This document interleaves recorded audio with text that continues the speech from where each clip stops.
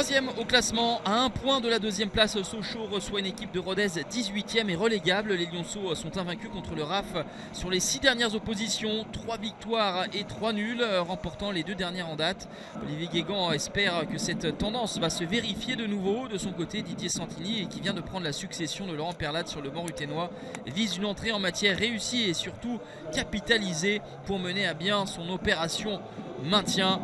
En marge de cette rencontre, un hommage est rendu à Johan Hamel, ancien arbitre décédé subitement en novembre dernier à l'âge de 42 ans. Le début de la rencontre est équilibré et la première véritable opportunité est à l'actif du RAF avec cette frappe de Corredor mal négociée par Maxence Prévost qui se rattrape bien au rebond avec cette frappe de Rajo qui frappe en force mais directement sur le gardien sochalien.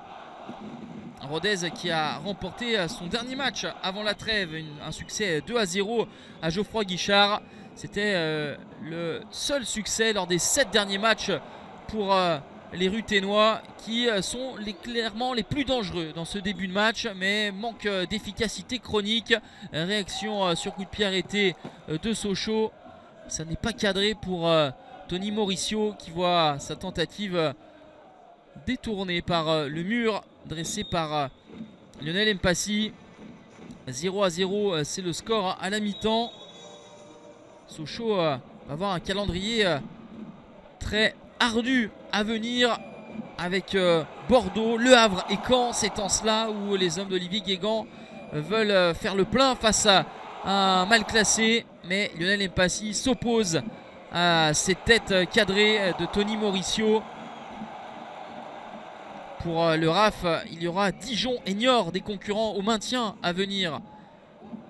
Et pour l'instant, ce point du nul tenu est déjà une belle opération, même si on s'enhardit avec ce joli retourné acrobatique qui va passer au-dessus de la cage de Maxence Prévost. On avance dans cette partie. Sochaux essaye de mettre de plus en plus le ballon au sol pour contourner ce bloc ruténois. Et finalement, c'est Aldo Kalulu qui va avoir le bonheur de voir ce ballon lui revenir dans les pieds à hauteur du point de pénalty. Le plat du pied, efficacité bien ouvert pour Aldo Kalulu pour ouvrir le score à la 73e minute et son 3e but de la saison. L'équipe de Sochaux qui avait été un petit peu léthargique en première mi-temps, qui avait été bousculée et qui a su attendre son heure pour ouvrir le score.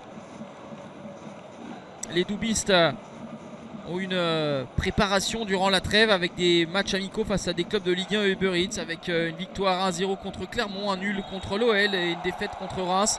Et finalement cette montée en puissance leur a permis d'être patient et de s'imposer 1-0 face à Rodez. Les Lionceaux chippent la 2e place à Bordeaux, qui sera d'ailleurs leur prochain adversaire.